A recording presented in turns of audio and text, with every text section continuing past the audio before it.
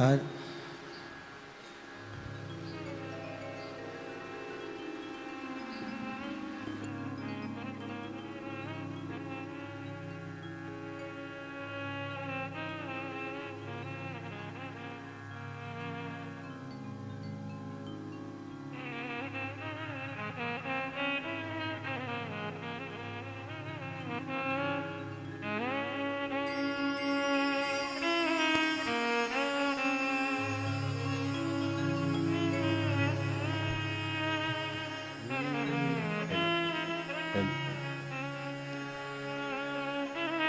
ओम नमः शिवाय, ओम नमः शिवाय, ओम नमः शिवाय। बोलो विश्वनाथ भगवान की जय।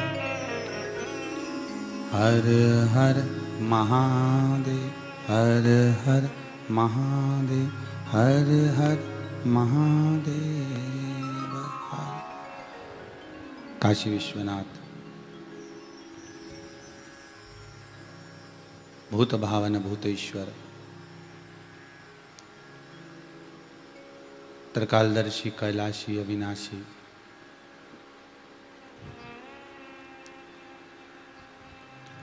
ओगड़दानी मेरा भूत भावन, भूतनाथ मेरा शंभु,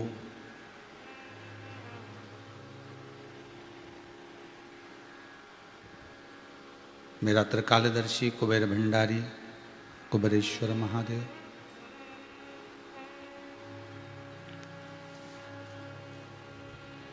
बाबा विश्वनाथ की कृपा से आज देवशौनी एकादशी,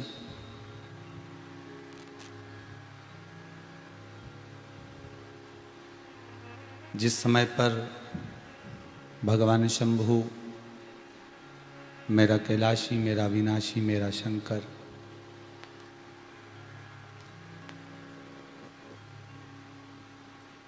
भगवान नारायण से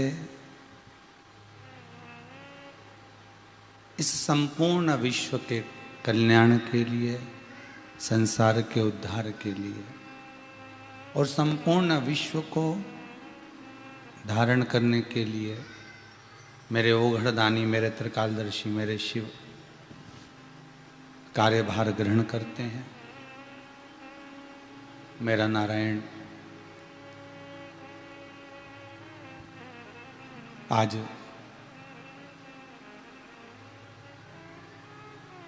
पाताल लोक की ओर मात्र राजा बलि के वचन को निभाने के लिए, विश्राम के लिए चले जाते हैं।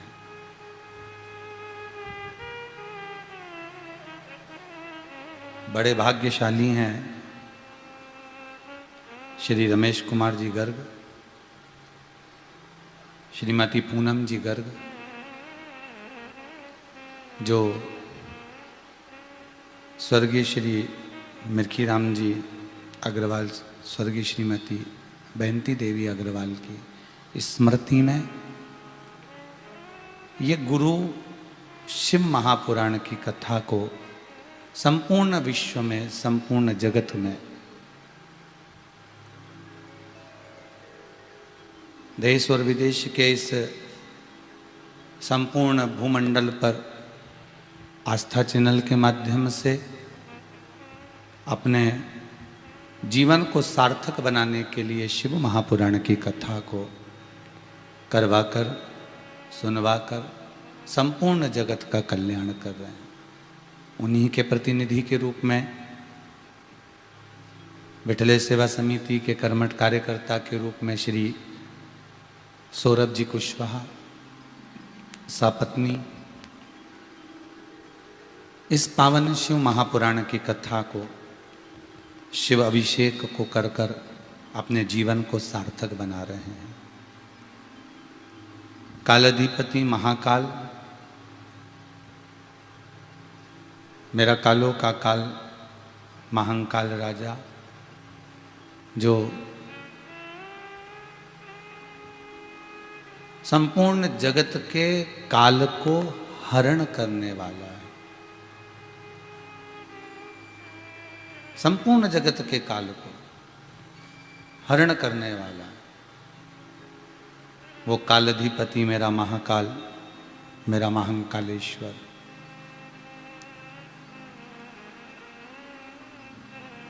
आप सभी के हृदय चित्त से, आपके हृदय चित्त में स्वयं वो गुरु बनकर विराजमान हो और ऐसी वाणी उसकी आपके हृदय में पहुँचे इस शिव महापुराण के माध्यम से कि आप सभी का जीवन सार्थक हो। आज कथा का पंचम दिवस है।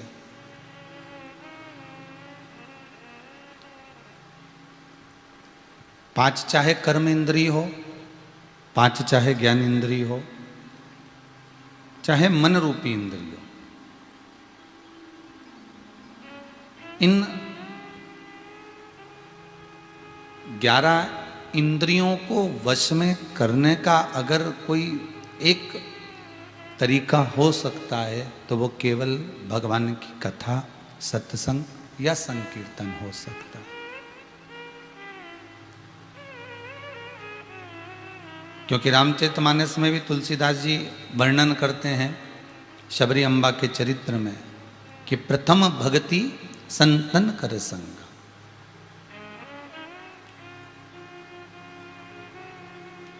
पत्नी, जितनी बार आपका जन्म होगा उतनी बार पत्नी मिलेगी, जितनी बार आप जन्मोगे उतनी बार आपका पति मिलेगा। जितनी बार आपका जन्म होगा, चाहे आप श्वान बनकर जन्मो, चाहे आप पक्षी बनकर जन्मो, चाहे आप पशु बनकर जन्मो, चाहे आप कीट पतंगा बनकर जन्मो, जितने जन्म हम लेंगे हर जन्म में हमें पत्नी भी मिलना है, हर जन्म में हमें पति भी मिलना है, हर जन्म में हमें बच्चे भी मिलना है, हर जन्म में हमारा पूरा परिवार हमको प्राप्त होना। प्रत्येक 84 लाख योनियों में सब कुछ मिलेगा, जैसा अभी मिल रहा है वैसा सब मिलेगा।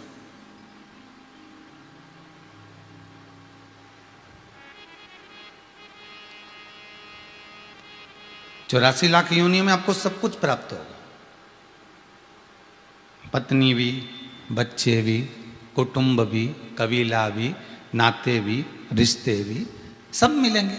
अब पक्षी बनकर जन्मोगे तो भी सारे रिश्ते मिलना है आपको, तो भी माता पिता मिलना है, तो भी कुटुंब कबीला मिलना है, सब कुछ मिलना है। जलचर, थलचर, वायुचर बनकर जन्मोगे तो भी सब कुछ प्राप्त होना है आपको। हर योनि में,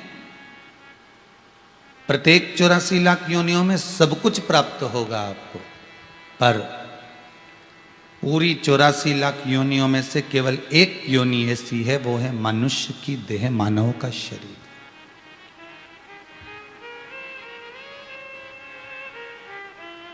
इस योनि में सब कुछ तो मिला, पर इस योनि में जो सबसे कीमती है वो है सत्संग। इस योनि में सबसे कीमती वो है जो भगवान का भजन। इस योनि में सबसे ज्यादा कीमती है भगवत स्मरण, भगवत नाम, भगवान की शरणागति, भगवान का स्मरण, भगवत नाम का जाप, भगवत कीर्तन, भगवत नाम में डूबना। ये केवल एक मानव की देह में ही प्राप्त होता है, इसके सिवा ये प्राप्त नहीं हो सकता। केवल एक मानव की देह में मिलेगा। अब किसी आपने पशु को कभी सत्संग करते देखा हो तो बता देना, कभी आपने पक्षी को सत्संग करते देखा हो तो बताना, कभी कोई जलचर को, थलचर को, वायुचर को, ये जितने जितने जीव है ना, इनको अगर आप सत्संग करते देखो तो जरूर बताना कि ये प्रवचन सुनने गए हैं, ये प्रवचन में जाकर आनंद ले रहे हैं। ये नहीं होता।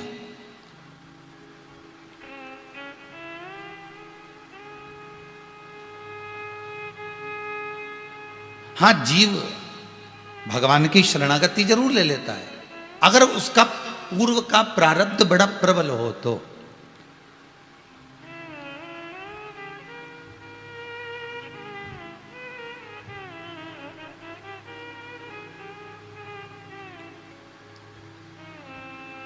अगर उसका पूर्व का प्रारब्ध बड़ा प्रबल हो तो अब केवल एक मानव है, केवल एक मनुष्य की देह है, केवल एक मानव का शरीर है जो प्रथम भगति संतन कर संगा, दूसरी रति मम कथा प्रसंग का। शबरी अम्बा से मेरे राघव जी कह रहे हैं, मेरे राम जी कह रहे हैं कि माता सुनो शबरी, अगर आपने सत्संग किया होता, आपने कहीं प्रवचन सुना होता, कहीं आपने भगवत स्मरण किया होता, तो ये पक्का है कि आप ये सारी भ्रांतियों से दूर होकर शरणागति के पथ पर आकर बैठ जाते और मुझे पा लेते। भगवान को पाने का सबसे सुंदर तरीका कौन सा है? आप बहुत दिनों तक आप भगवान को दिया बत्ती लगाओ, क्या भगवान मिल जाएगा?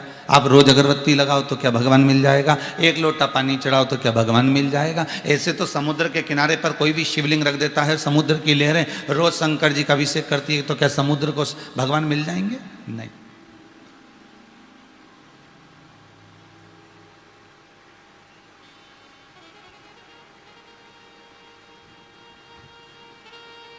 अब ऐसे तो एक वृक्ष के नीचे शिवलिंग रखा हुआ है, वृक्ष की पत्तियां अप्रूप झड़ती हैं, पतझड़ में झड़ती हैं।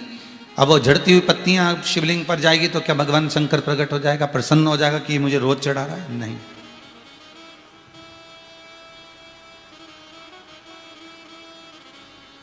आप रोज अगरबत्ती भी लगा रहे हो, आप रोज दिया भी लगा रहे हो, आप रोज धूप बत्ती भी लगा रहे हो, आप रोज भगवान का पूजन श्रृंगार भी कर रहे हो, तो क्या भगवान प्रकट हो जाएगा, प्रसन्न हो जाएगा, या आपके सम्मुख में आकर खड़ा हो जाएगा? नहीं। ये ऊपरी बनावट से भगवान नहीं मिलता। फिर वही वाली बात आ गई, भगवान शंकर को पाने के लिए कौन से कलर के कपड़े पहनूं कि भगवान मुझे मिल जाए? शिव महापुराण की कथा कहती है भगवान को पाने के लिए कपड़ा बदलने की जरूरत नहीं पड़ती, भगवान को पाने के लिए मात्र कलेजा बदलने की जरूरत पड़ती है। कपड़े तो आप कितने भी चेंज कर सकते हो, कपड़े तो आप कितने भी बदल सकते हो, पर चित्तवृत्ति, ये मन, ये कलेजा, ये वृत्ति, ये चित्त, ये भाव आप जब बदल लोगे तब भगवान को मिलने में देरी नहीं लगेगी। आपका निर्मल मन सो मोहि पावा, मोहि छल छिद्र कपट ना भावा।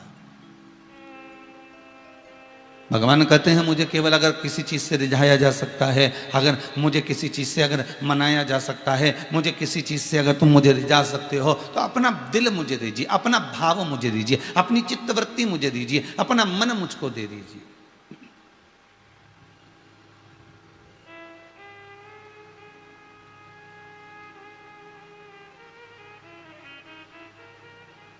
कोई तुमसे कह दे ये पानी है बाल्टी में, इसको चलनी में भरना है, भर लोगे?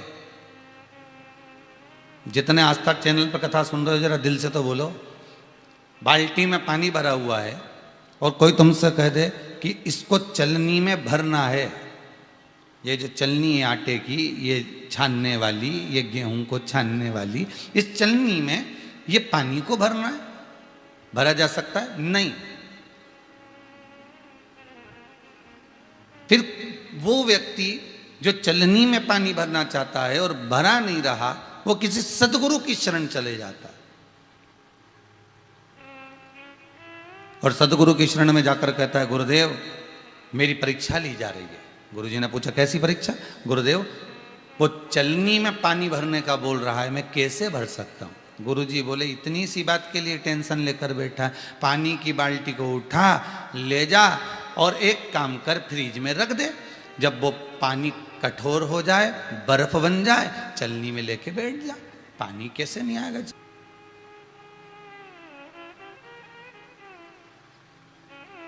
कई लोग कहते हैं भगवान को पाना असंभव है, कई लोग कहते हैं भगवान को प्राप्त करना असंभव है, कई लोग कहते हैं भगवान का मिलना असंभव है, पर यहाँ शिव महापुराण की कथा कहती है अगर निर्मल मन है, निर्मल चित्त है, निर्मल वृत्ति है, निर्मल भाव है, तो फिर तुम्हें भगवान को ढूंढने में देरी नहीं लगेगी,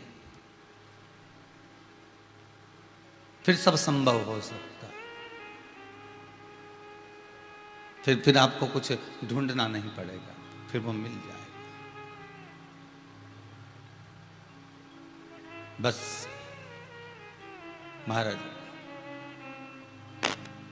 काशी में ढूंढा तुम्हें,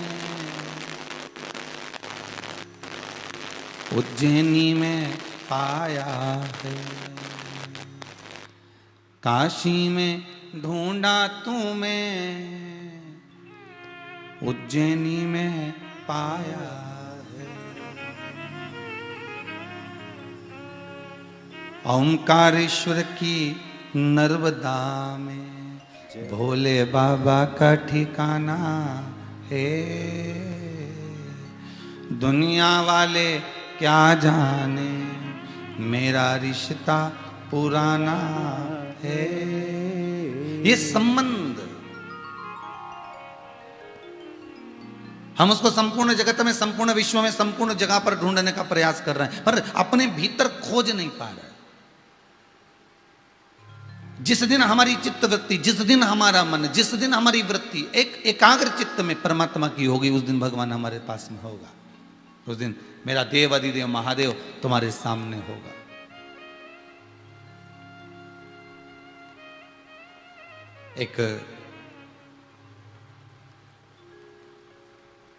एक बार देवादिदेव महादेव विराजमान थे।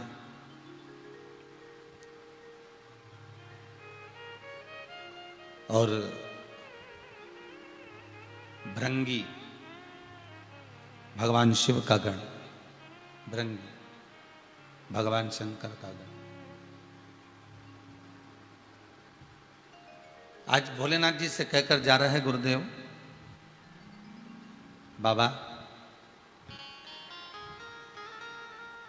मैं किसी कार्यवश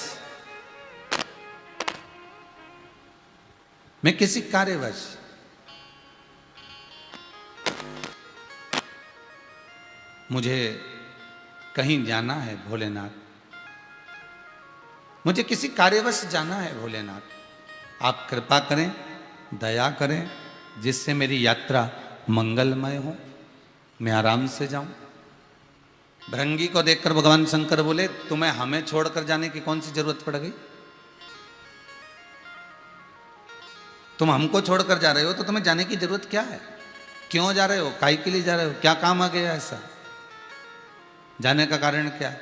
तब उसी समय पर भृंगी बोला, प्रभु जाना तो पड़ेगा, आप ही के काम से जा रहे हैं, बस मेरे को थोड़ी देर का समय दीजिए। और भृंगी प्रणाम कर कर, नमन कर कर चले गया। जब भृंगी जाने लगा, जाते जाते उसको प्यास लगी।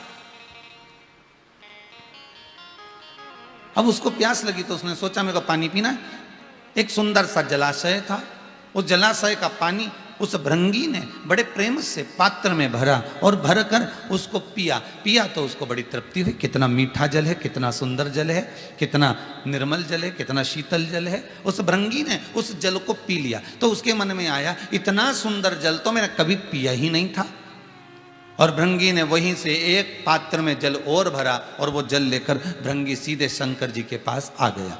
अब वो गांव नहीं गया, अब वो कहीं जाने वाला था तो वहां नहीं गया, वो सीधे शिव जी के पास आया। और शंकर जी के पास आकर उस भृंगी ने उस पात्र को जिसमें जल भरा था वो पात्र शिव जी को दिया। भोलेनाथ जी ने पूछा, तू तो वापिस आ गया रे भृंगी, तू तो कह रहा था कि मेरे को जाना है, फिर तू वापिस कैसे आ गया? भृंगी बोला, भोलेनाथ जी आज मैंने एक कुएं का जो जल पिया ना, मुझे प्यास लगी, बड़ा सुंदर जल मिला, बड़ा शीतल जल मिला, बड़ा आनंद करने वाला, बड़ा मीठा जल मिला, इसलिए मैं आपके लिए लेकर आया हूं। अब जल लिया, शंकर जी को दिया। भोलेनाथ जी ने पूछा, इस जल का क्या करूं, चढ़ा दे मेरे ऊपर? शिव जी बोले, जैसे चढ़ाने को। भृंगी बोला, ये चढ़ाने का नहीं, ये पीने का है, ले आप जल पीजिए। भोलेनाथ जी ने जल लिया, आचमन किया। जैसे ही शंकर जी ने आचमन किया, पानी पीकर भगवान बोले, भृंगी तू पानी बहुत अच्छा लाया, तू जल बड़ा सुंदर लेकर आया, बड़ा शीतल है, बड़ा निर्मल है, बड़ा मीठा है। वाह वाह प्रभु, आपको पसंद आया ना प्रभु? भगवान बोले, बिल्कुल पसंद आया, बिल्कुल। बाबा ने जल को पिया, थोड़ी देर बाद वही जल बाबा ने उठाकर पार्वती जी को दिया, ले जगत जननी ये जल लीजिए।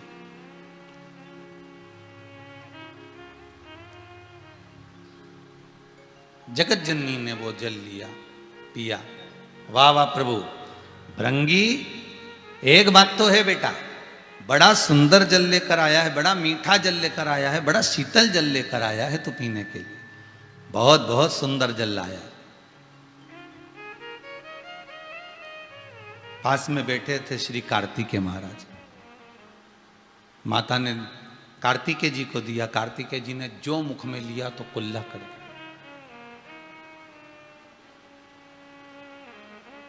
कार्तिकेय जी मुख में जैसे ही जल लिए उन्होंने कुल्ला कर दिया, जल को थूक दिया, बाहर कुल्ला करा और चिल्ला कर आकर बोले, माँ पिताजी जल कैसा लगा आपको? माँ बोली बहुत मीठा था। पिताजी बोले बहुत मीठा था, बहुत निर्मल, बहुत शीतल। आपको पानी खारा नहीं लगा?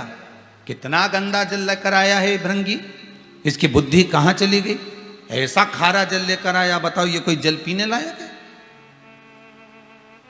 कितना दुर्गंध आ रहा है उस जल में से, कितना खारा जल है जो लेकर भृंगी आया है।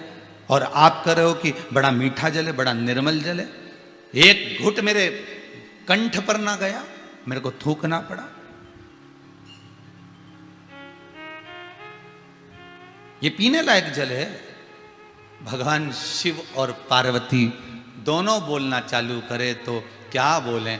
भगवान शंकर ने कहा, कार्तिकेय स्वामी तुम भृंगी के लाए हुए जल को देख रहे हो, जल को पी रहे हो, और हम भृंगी के लाए हुए निर्मल भाव को देख रहे हैं, निर्मल भाव को पी रहे हैं। जब उसने पानी पिया, उसकी बुद्धि में यह नहीं आया कि मुझे दूसरे के लिए लेकर जाना है, उसकी बुद्धि में, चित्त में यह नहीं आया कि इस जल को मेरे को घर लेकर जाना है, इस जल को मैं जहां जा रहा हूं वहां तक लेकर जाना है, इस पानी की बोतल को भरकर मैं अपने वहां तक जा रहा हूं ना तो वहां तक लेकर जाना। जब उसने पानी की बोतल को भरा, जब उसने जल को पिया, पीते सही उसकी चित्त वृत्ति में यह तो आया कि मुझे शंकर जी के लिए लेकर जाना है, और जाते जाते आधे मार्ग से वापिस आ जाना और आकर मुझे जल पिलाना। ये निर्मल मन नहीं तो क्या, ये चित्त वृत्ति निर्मल नहीं तो क्या? अगर चाहता तो बोतल लेकर चले जाता, चाहता तो कलश में जल भरकर अपने जहां जा रहा था वहां चले जाता, चाहता तो पानी भरकर अपने घर के लिए, परिवार के लिए, कुटुंब के लिए ले जाता। पर उसकी चित्तवृत्ति में यह आ गया था कि यह पानी मैं शिव को पिलाऊंगा, यह पानी मैं शंकर को पिलाऊंगा। शास्त्र कहता है, शिव महापुराण की कथा कहती है कि पुष्प अच्छा है, बुरा है, पुष्प सूखा है, गीला है, ये मायना नहीं रखता। बस पुष्प भले तुम शिव को चढ़ाए ना चढ़ाए, शिव महापुराण की कथा तो इतनी कहती है कि अगर दिल से भी आपने दे दिया तो भगवान ने उसको स्वीकार कर लिया। और सरल भाषा में सुनिए,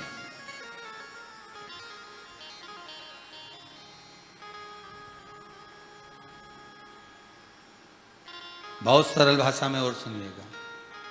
भगवान विष्णु के दो द्वारपाल हैं, जय और विजय।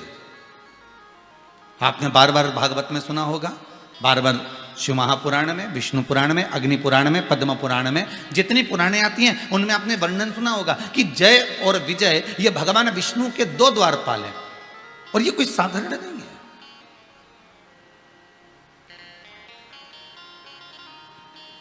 फिर वही बात आ गई, जिसको जनता चुनती है वो संसद में बैठता है, और जिसको मेरा देव अधिदेव महादेव चुनता है वो सत्संग में बैठता है। आप संपूर्ण इतने बड़े विश्व में, इतनी बड़ी पृथ्वी पर, इतनी बड़ी भूमि पर सबके घर में टीवी है, सबके घर में मोबाइल है, सबके घर में जहां तहां आप देखो, सबके घर में इतनी पब्लिक निवास कर रही है, इतने लोग रह रहे हैं पूरे शहर में, पूरे गांव में, पूरे नगर में, पूरे क्षेत्र में। पर आप ही क्यों रिमोट हाथ में लेकर आस्था चैनल को देख रहे हो? आप ही क्यों मोबाइल में अगर कथा श्रवण कर रहे हो, शिव महापुराण की इस गुरु महिमा को सुन रहे हो? आप ही क्यों? परिवार में 10 लोग हैं, 10 ही क्या कथा सुन रहे होंगे? नहीं। परिवार में 15 लोग हैं, क्या 15 ही कथा सुन रहे होंगे? नहीं। परिवार में 50 लोग हैं, क्या 50 कथा सुन रहे होंगे? नहीं। कोई 1, 2, 3, 4 या 5, 6 लोग, इससे ज्यादा नहीं। इससे ज्यादा कौन सुनेगा? 5-6 लोग सुन लिए, काम धंधा भी देखना है, ये भी देखना है, तो हो सकता है 8 लोग सुन ले, 7 लोग सुन ले, 5 लोग सुन ले, 4 लोग सुन ले, तो क्या सब कथा सुनेंगे? नहीं। अर्थात पूरे बगीचे में जो फूल सुंदर होता है भगवान के लिए वही तोड़ा जाता है, वही तोड़ा जाता है। अभी हमारे ये सौरभ जी कुशवाहा यहाँ आते हैं रोज पूजन के लिए, अभिषेक के लिए, तो इनका जो गार्डन है मोर गार्डन, तो वो गार्डन में से फूल अगर लेकर आते होंगे ना तो वो चुन कर लाते होंगे कि भाई ये पुष्प शिव को चढ़ने वाला है, ये पुष्प भगवान को हम दे सकते हैं, ये माला हम भगवान को प्रदान कर सकते हैं, ये दुर्वा हम भगवान को दे सकते हैं। कितनी सारी दुर्वा लगी रहती है, पर आप क्या पूरी दुर्वा उखाड़ के गणेश जी को दे देते हो? नहीं, जो दुर्वा अच्छी होगी, जो दुर्वा श्रेष्ठ होगी, उसको चुना जाता है, उसको निकाला जाता है, फिर उसकी गांठ बनाकर भगवान को समर्पित करा जाता है। बहुत सारी दुर्वा लगी, पर जो अच्छी आपको लगेगी आप वो भगवान को देना चाहोगे। उसी तरह संपूर्ण विश्व में से, संपूर्ण ब्रह्मांड में करोड़ों की आबादी वाले इस भारत की भूमि में, देश और विदेश में करोड़ों लोग निवास करते हैं, पर उसमें से कुछ लोग ऐसे होते हैं जिनको भगवान अपनी ओर झुका लेता है, जिनको भगवान अपनी ओर लेकर जाता है। इन सब में से छांट कर परमात्मा अपनी ओर उसको आसक्त करता है।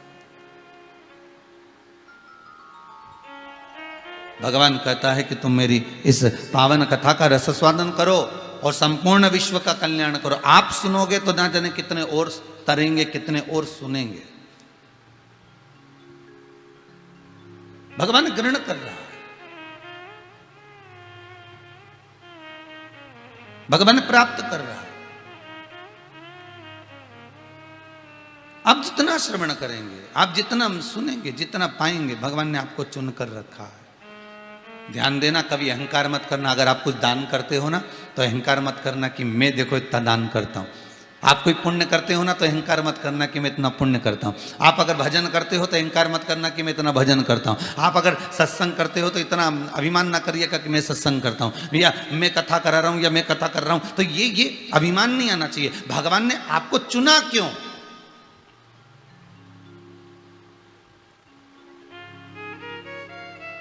कितने बड़े बड़े सेठ पड़े हुए हैं, भगवान उनसे दान करवा देता, भगवान उनसे कथा करवा देता, भगवान उनसे पुण्य करवा देता, पर उनसे नहीं कर रहा। भगवान ने आपको क्यों चुना? उसका कारण होगा कि भगवान के आप करीब होगे। बार बार काम किसको बताया जाता है? जो नजदीक में होता। जा बेटा ये करिए, तो जा ये कर लेना। जो नजदीक में होगा, जो करीब में होगा, जो पास में होगा, बार बार उसको काम बताया जाएगा। हाँ, अगर आपको काम नहीं करना है तो आप दूरी बना लो, फिर आपको कोई काम नहीं बताएगा कि ये करना। सास बहू को बार बार काम क्यों बताती है? क्योंकि बहू के करीब में सास रहती है, तो बहू को लगता है कि मेरे ससुर तो कभी मुझे कोई काम नहीं बताते, क्योंकि ससुर दूरी है, सास करीबी है। ससुर आएगा तो केवल अगर दुकान से, व्यापार से, फैक्ट्री से, आधिक जगह से व्यापार कर आएगा तो शाम के समय आएगा, वो क्या काम बताएगा। पर सास के साथ बहू को दिन भर रहना है, इसलिए सास बहू को काम बताती रहती, बेटा ये कर ले, बेटा ये काम कर लेना, बेटा ये काम कर लेना, जो करीब में है। अब बहू को यह अभिमान नहीं आना चाहिए कि बताओ मैं ही सारा काम कर रही हूं। ऐसा बहू की चित्तवृत्ति में नहीं आना चाहिए। क्यों? क्योंकि बहू तो आज आई है, इससे पहले तो करती बुढ़िया ही थी। इससे पहले तो जो अम्मा है, डोकरी है, बुजुर्ग है, करता तो वही थी, उसके सिवा कौन करता? तो ये अभिमतता ना है, वो तो तुम करीब में आ गए, तुम नजदीक में आ गए। जो बेटा करीब में रहता है उसी को कहा जाता है। एक माता पिता के अगर 3-4 बेटे हैं, 4 बेटे में से 3 कहीं रह रहे हैं, एक बेटा माता पिता के पास में रह रहा है, तो माँ उसी बेटे को कहेगी जा बिजली का बिल जमा करिया, जा नल का बिल जमा करिया, जा ऐसा करिया, जा वैसा करिया। वो बेटे से कहेंगे। और बेटे की पत्नी कहेगी बताओ मम्मी तुमको काम बोलती हो, तीनों तो ऐस की जिंदगी जी रहे, तीनों अपनी अपनी जगह पर रह रहे हैं और तुमको काम कर रही है। तो उसका कारण क्या है? वो दूर रह रहे हैं, वो दूरी बना कर रह रहे हैं, उससे कह नहीं सकती। जो करीब में है कहा उसी से जाता है। शिव महापुराण में वही जाता है। शिव महापुराण की कथा में मन उसी का लग पाता है। शंकर की कथा में भले तुम आस्था चैनल पर कथा सुन रहे हो, भले तुम मोबाइल पर, फेसबुक पर कथा श्रवण कर रहे हो, तुम्हारी चित्तवृत्ति अगर भगवान में लगी है तो उसका कारण यह है कि तुम शंकर के बहुत करीब हो, इसलिए भगवान तुमको पकड़ कर रखा हुआ है और भगवान तुम्हें सुना रहा है। भगवान तुमसे दान पुण्य संकीर्तन स्मरण करा रहा है। ये उसकी कृपा है।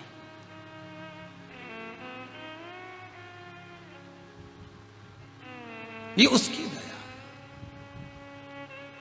अब शंकर भगवान बोले कार्तिकेय स्वामी से, कार्तिकेय सुनो, तुम कह रहे हो ना कि इतना खारा पानी तुमने कैसे पी लिया। शंकर भगवान कहते हैं निर्मल मन सो मोहि पावा। भाव से अगर कुछ दिया जाए तो भगवान कहते हैं मैं उसको स्वीकार करता हूं। कैसे? भाव से।